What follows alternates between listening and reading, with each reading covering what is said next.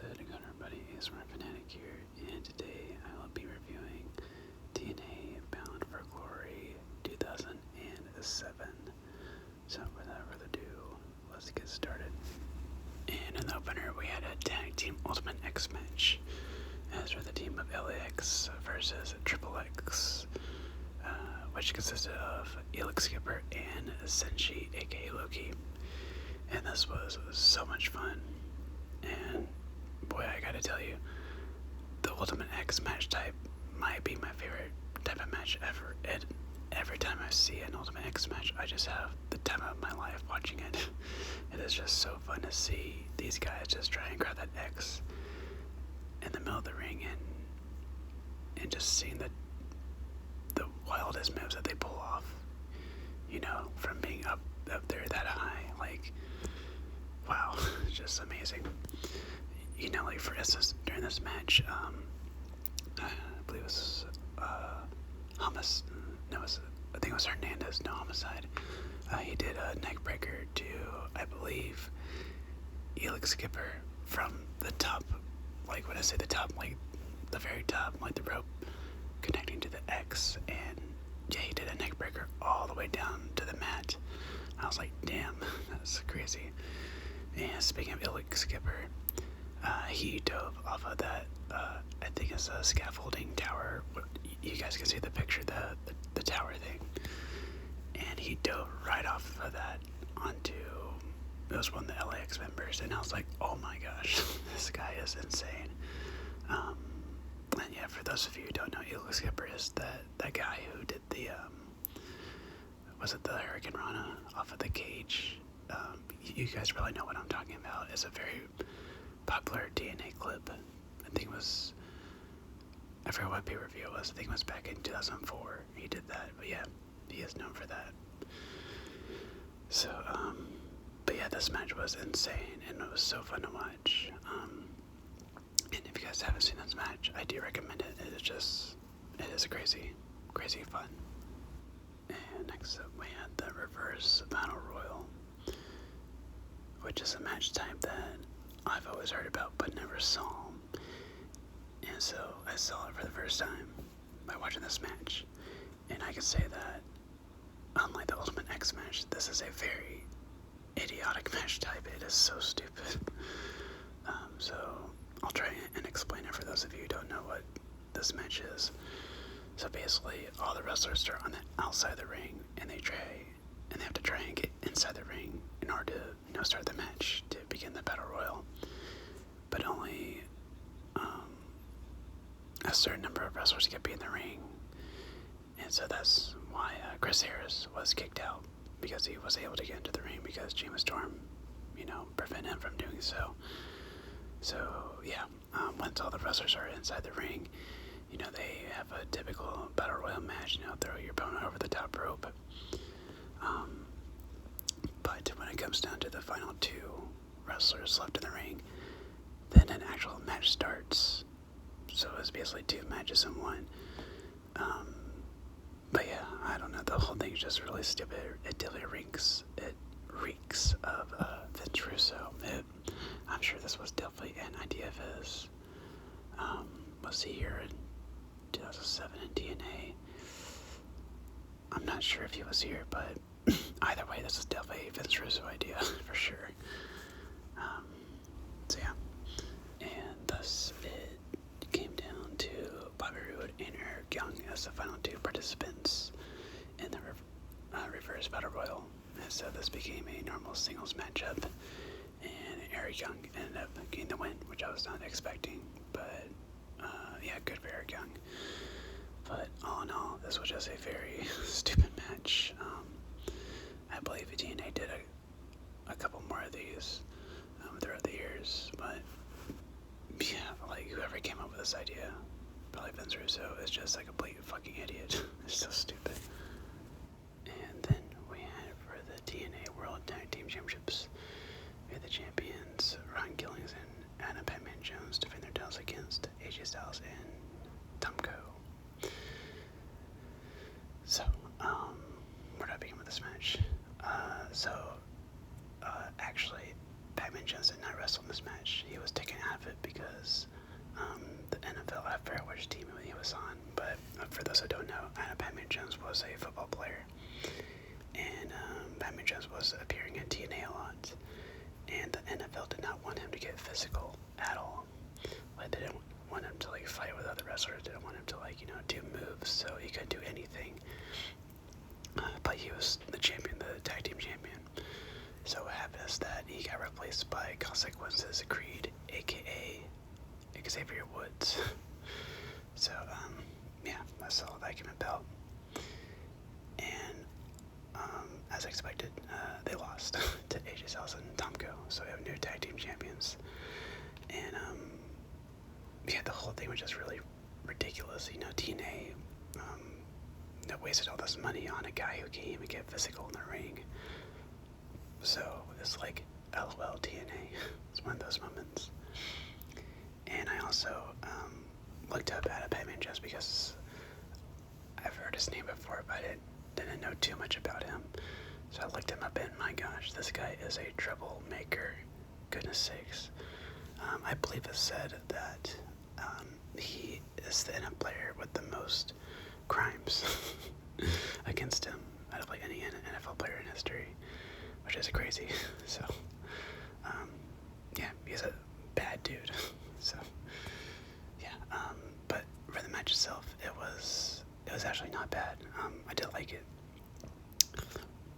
And yeah, it wasn't too bad. Just the whole Batman Jones thing was just so ridiculous. And after that, we had for the TNA X Division Championship, and the champion Jay Lethal defending us down against Christopher Daniels. And as expected, this was really good. I really enjoyed this. And so to the crowd too, they were hyped. Like, they were very into this match. And I was too. And I really loved the ending of this match the most. Because you saw Jay Lethal do a lethal combination from the top rope to Christopher Daniels, which I've never seen before, and that was really cool. He pulled that off so well. So, yeah, really good match here. And next we had a 2 out of 3 balls tables match. I think that's the first time I've ever seen this type of match. And we had the team of the Steiner Brothers versus Team 3D. And this was enjoyable. I did like it. It was a bit slow at times, as you would expect. Both of these teams were kind of showing their ages in this match. But it was still fun. In the beginning, they brawled all over the crowd, so that was fun. And it was cool seeing Scott Steiner hitting a freaking Steiner to Bubba Ray through the table, so that was cool. There was a bit of an awkward botch towards the end of it, where Team 3D set Scott Steiner on a table, and then the table collapsed, and then it broke, so it was kind of awkward. But Mike Tenay saved it by saying that you have to put your opponent through the table, so I guess it doesn't count that way. So good save by Mike Tenay. But yeah, overall this was enjoyable. I was entertained by it. And next we had a gauntlet match to determine the first ever TNA Knockouts champion. And TNA does gauntlet matches a bit differently. So this was actually kind of like a Royal Rumble. 2 wrestlers are in the ring, then every 30 seconds or so a new wrestler would appear. And then you have to throw your opponent over the top rope, but the final 2 wrestlers in the ring will have an actual match. So this is very similar to the reverse battle royal from earlier, but this was way better in every way, shape, and form. So, but yeah, as for the match itself, it was pretty good. Things really got good once Awesome Kong made her entrance and entered the match, and she just dominated, man. Oh my gosh, she was like a force to be reckoned with. And I think she legit injured Christy Hemme, so I did feel bad for her. But the worst part is that Awesome Kong got eliminated later on. I thought she was like going to be part of the final 2, but no, she wasn't. And I don't know if you guys know this, but Awesome Kong had a major wardrobe malfunction in this match. So when she got eliminated, her top came off and her boobs were exposed. But of course, TNA blurred it out. But the fans in the arena definitely got to see them. And so did Mike Tenay and Don Gone West, so yeah, a bit awkward moment. I believe Awesome Kong talked about this moment, I think, on kayfabe commentaries, and she said that she was just laughing when that happened, so that was really funny. But yeah, it did come down to Gail Kim and Roxy Laveau, so I will talk about that match now. And thus we had Gail Kim versus Roxy Laveau. And Roxy Laveau is always a name that I've heard of, but I never knew who she was or what she looked like. Yeah, I really wasn't that impressed all that much. But yeah, Gail Kim ended up winning this match, and yeah, good for her. I'm glad she was the first ever Knockouts champion. She deserves it. And I really need to watch Gail Kim versus Awesome Kong. I think I saw it when I was like very little, but I don't really remember it all that well, so I definitely need to watch that match soon, for sure. But yeah, good on Gail Kim. And then we had Samoa Joe versus Christian Cage with a special enforcer, Matt Morgan. And this was really good. I really enjoyed this match, and Samoa Joe was just a beast during this time. My gosh, he was like at the top of his game here in TNA. And it's really funny to compare his time in TNA to his time in WWE. It's like night and day. Like, it's just like, wow. Man, really good match here. I really enjoyed it. And in the semi-main event, we had a Fatal 4-Way Monsters Ball match. As we had Abyss versus Black Rain versus Rhino versus Raven. And this was enjoyable. A bit of a train wreck. And at times a bad train wreck. But, it was still entertaining for what it was. I do think it would have been way better if it was just Rhino versus Abyss. Black Rain, aka Goldust, aka Dustin Rhodes, he was dealing with a lot of drug problems at this time. He was not in the best state of mind, and also physically too. And same goes for Raven too, in terms of just being out of shape. So yeah, I think Abyss and Rhino really saved this match. Yeah, this match wasn't as bad as I thought it would be. I've always heard about this match throughout the years of how much of a train wreck this was, but yeah, it wasn't that bad. And in the main event for the TNA World Heavyweight Championship, we had the champion Kurt Angle defending his title against Sting.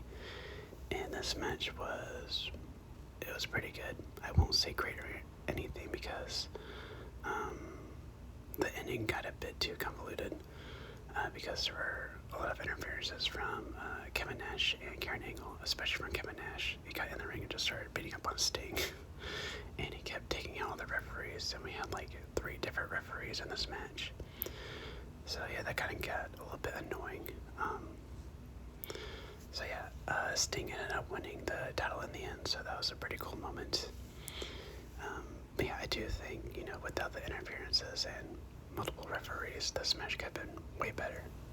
And that will do it for my review of TNA Bound for Glory 2007. And overall, a fun show. I will say I did enjoy Sacrifice way more than this pay-per-view, but this one was still fun to watch. Match of the nights, I'd probably say the Ultimate X match between LAX and Triple X. I just love that match type so much. It's just so fun.